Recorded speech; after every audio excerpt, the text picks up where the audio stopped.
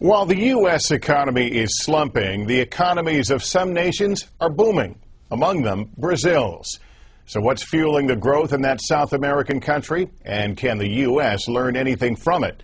CNBC's Trish Regan has our story tonight from Sao Paulo.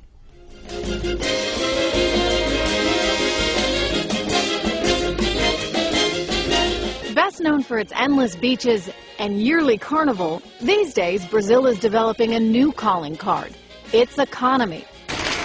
Brazil's unemployment rate now the lowest ever recorded, and its stock market up more than 600% since 2002. Weekends are busy shopping days at this market here in Sao Paulo. These consumers are riding a wave of prosperity. So while the U.S. worries about whether or not it's in a recession, this economy is growing at a rate of 5% this year. It's very exciting. It's fun to be in business here. Not only does it feel good for those of us, say, in the investments world, but it trickles down to, to the person in the street. One reason for the boom? High-priced commodities, global demand for everything from iron ore to copper to silver to sugarcane ethanol to oil. But there's another reason for the boom that helps consumers, because banks here are now willing to lend money to people like 24-year-old Diego Brago dos Santos.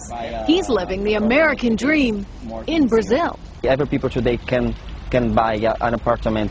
Everyone can buy an apartment? Yeah, because today is easier. And that's because the bank is lending money? Yeah. It's a fundamental shift in how Brazilian banks do business. People didn't have access to credit at all before, and now people can get not just cars or houses, but even consumer products like electronics or cell phones on credit, and that's a major change from the past. How do you prevent a credit crisis like the one we've seen take place in the U.S. from happening in Brazil? You prevent that from happening with good regulatory policies, and the central bank is watching very carefully to make sure that the credit extension we have in place right now doesn't end in tears. Analysts here say Brazilian banks have learned from their own past mistakes and from the mistakes U.S. banks made in lending. Still, the road to prosperity here is a long one. 1/3 of the nation lives in severe poverty, in crime-ridden shantytowns like this, hovering in the shadows of the nation's bustling commercial cities. But in the face of these challenges, Brazilians like the Moreira family tell us, for the first time, they have hope for the future. They just bought a new car and are saving for their first home.